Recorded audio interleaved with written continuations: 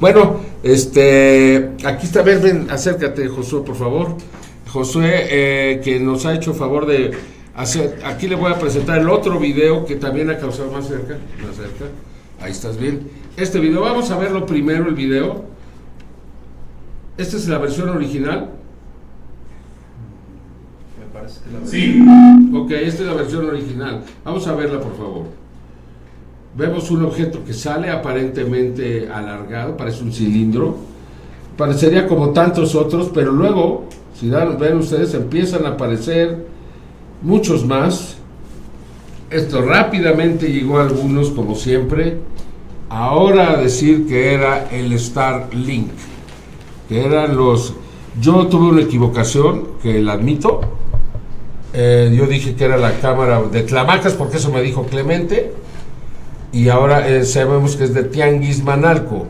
Es decir, está del otro lado, está viendo de Puebla hacia el oeste, no del oeste hacia el este. Entonces, esto pues hizo que algunos, porque hubo por ahí unos satélites del Starlink, pero a más de 1500 kilómetros de distancia, y pues lo estuvo investigando Josué. ¿Cómo estás, Josué? Bien, Jaime, muchas gracias. A ver, cuéntame.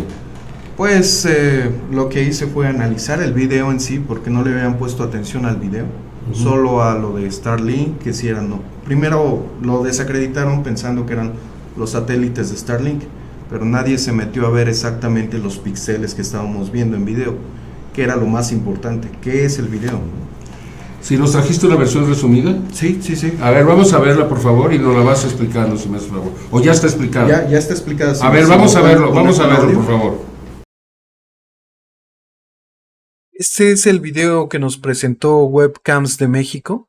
Mi trabajo en esto va a ser tratar de identificar si realmente es el tren de Starlink o es algo más. Vamos a ir a la ciudad de Tianguismanalco, en Puebla, en México, y vamos a obtener el punto de vista que tenemos de la webcam sobre el volcán. Ahora voy a prender la ruta que nos va a servir para saber exactamente por dónde estamos observando. Entonces vamos a comprobar si en realidad son los de Starlink o no. Esta es la trayectoria que yo tengo completa. Voy a poner una trayectoria, esta amarilla, que se supone que es la trayectoria o muy cercana a los satélites de Starlink. Entonces tenemos que ver en este punto qué hora era, cuántos pasaron y qué formación tenían. Esta es la página, se llama keeptrack.space. Vamos a ubicar el día. El día nos decían que era el 24/08 a las 8:33. ¿Ok? Y empezaría a correr. Aquí podemos ver el primerito. Con esto puedo ver exactamente cuántos hay en el tren y qué satélites y cómo se llama cada uno de los satélites que van en el tren. Si se dan cuenta, aquí van dos satélites muy pegados. Pero con esto puedo ubicar el nombre del satélite, su posición y su distancia. De acuerdo a la vista del volcán, estos estarían pasando, pues ya pasaron 2 minutos y todavía no pasan. Apenas pasó el primero, va el segundo, y aquí viene un tercero.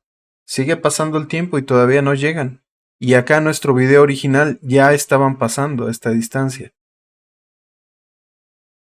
Esta es una captura del mapa, ya con los satélites, los de Starlink. Esa es la cantidad que pasaron en línea o el tren de satélites. Esto lo obtuve de fotogramas del video, pero en total son 22 objetos voladores. Y ahora vamos a poner los objetos del Starlink.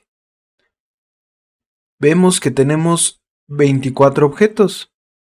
Y también lo que vemos es que la disposición de los satélites es completamente diferente. No coinciden. No coincide la posición. Tenemos el número de 22 objetos que al parecer salen del cráter o de las fumarolas del volcán Popocatépetl. Estas no son imágenes de larga exposición, estos son volúmenes. ¿Por qué? Tenemos una sombra, tenemos un volumen, tenemos píxeles que nos dicen que hay algo aquí y que hay algo aquí. Y aquí tenemos el video escalado con una mayor resolución.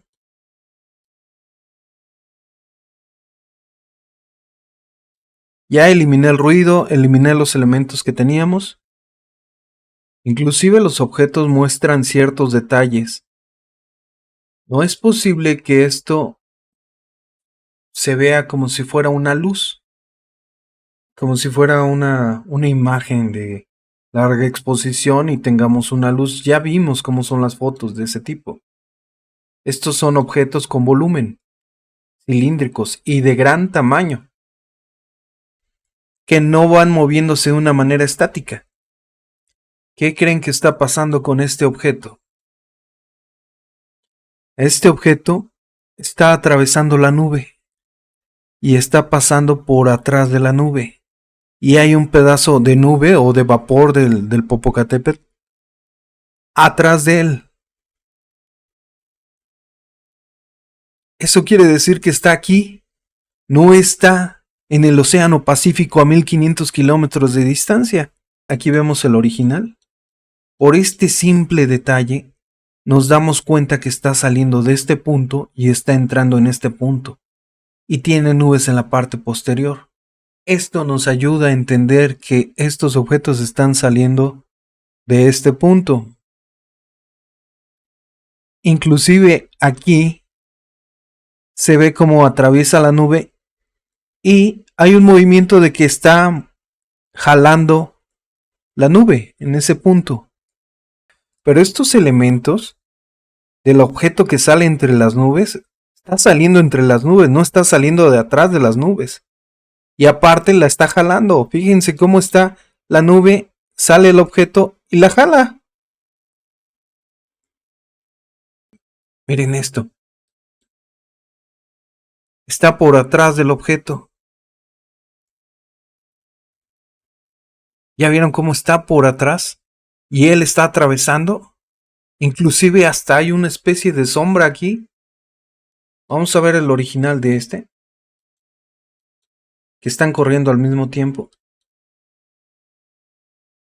La nube está atrás del objeto.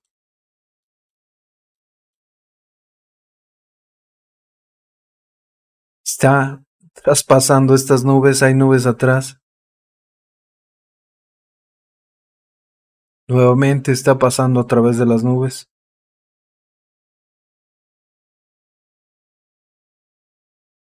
Creo que el video nos muestra objetos que salen claramente de la fumarola del volcán.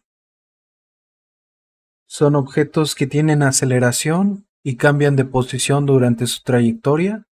Son 22 objetos que están saliendo o están apareciendo de esa nube o de esa fumarola del volcán. También creo que los objetos no son satélites de Starlink y no están a 1500 kilómetros de distancia. Coincido en que pasó un tren de Starlink en esa posición o en una posición similar. A mi punto de vista, estos no son satélites de Starlink. Bueno, muchas gracias y hasta luego. Extraordinario análisis de Josué Hernández, extraordinario. O sea, echa por tierra cualquier aseveración, porque luego se apresuraron a decir, para que Jaime Maussan no vaya a decir que esos son ovnis saliendo del volcán, ahora les vamos a decir que son los satélites del Starlink. Dije, caray, pues no me parecen, no tienen la forma, no tienen la misma posición, están a una gran distancia, pero se requería de un análisis como nos acaba de presentar Josué Hernández, que para pues verdaderamente echar por tierra a todos aquellos que decían que era el Starlink desde la comodidad de su hogar, porque eso es lo único que hace para investigar, hermano. Pues sí, es muy fácil entrar a una aplicación, ver que se alinean y decir, pues es eso, e imaginarse el ángulo, imaginarse todo lo demás. Y como es más complicado pensar en que salen 22 objetos que no se conocen de un volcán, pues automáticamente el cerebro lo bloquea. Pero mi intención era analizar el video. Cuando tú me escribiste, me dijiste, creo que no son los satélites del Starlink, voy a realizar una investigación. Sí, por eso te mandé mensaje y te pregunté cómo veías esto. Y cuando empecé a investigar y a ver y a analizar los píxeles, pues se ven los objetos que salen de la fumarola, que arrastran las nubes o la fumarola del volcán. A ver, ¿salen del cráter o salen de las cercanías del cráter? Tú. La fumarola está sobre el cráter. Entonces están interactuando con la fumarola, están precisamente en el área del cráter. No sé si salgan del cráter, pero que el objeto interactúa. Mi tesis es de que ahí en los volcanes, específicamente en el Popo, debido al gran magnetismo que tiene este volcán, es manipulado por estas inteligencias para abrir un hoyo, una ventana en el espacio-tiempo y poder trasladarse desde lugares muy lejanos hasta la Tierra, y utilizan a los volcanes como su puerta de entrada. Esa es mi tesis en este momento, por más fantasiosa que se escuche. No, es que es posible porque se generan unas grandes cantidades de energía en el volcán. Entonces es tal vez necesario esa gran cantidad de energía para... Sí, claro, para poder abrir la apertura esta, para hacer un portal dimensional, sí, o portal magnético, como le quieran llamar. Sí, porque el volcán todos sabemos que no hay perforaciones, no hay de dónde salgan. No, yo al principio decía que ha de haber una base ahí abajo.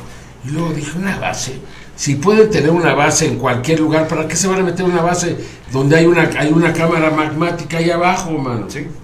O sea, no me pareció. Y entonces, de repente empecé a ver cómo aparecían y desaparecían, y entonces se me ocurrió esta posibilidad, porque sabemos, para aquellos que no están enterados, sabemos que los portales dimensionales o magnéticos existen, que la NASA desde el año 2007-2008, con las zonas Temis 1 y 2, determinó la existencia oficial de portales dimensionales magnéticos entre el Sol y la Tierra. Sí, pues sí. Es oficial, es una verdad oficial. Nada de que, oye, no, suena fantasioso. No, pues no. O sea, lo fantasioso es de que son ignorantes, no estudian, no investigan, no hacen nada. Y ¿sabes qué? Es el afán del protagonismo. Es el afán del protagonismo lo que hace que estas personas pues salten a tratar de destrozar cualquier evidencia que se les presenta. Porque ¿sabes qué es lo más chistoso? Que son gentes que investigan el fenómeno OVNI. Y ellos se ponen a destruir evidencias auténticas simplemente porque a ellos les parece que no, o porque tienen un plan predeterminado para llamar la atención.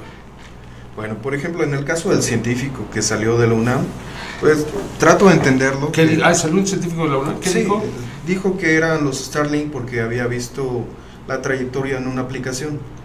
Y dice, definitivamente son los Starlink. ¿Le podemos mandar esta evidencia tuya? Claro.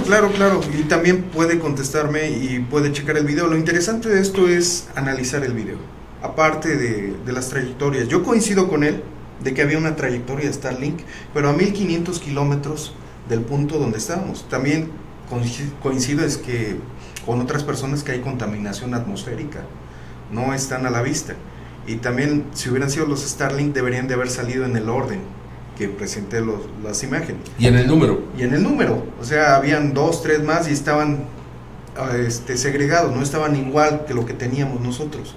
Entonces, por eso era importante para mí comparar realmente ese tren en ese momento. Y aparte estaban desfasados 2 minutos con el horario que teníamos, que era Mountain Time, ¿no? El horario de montaña. Estaban desfasados 2, 3 minutos.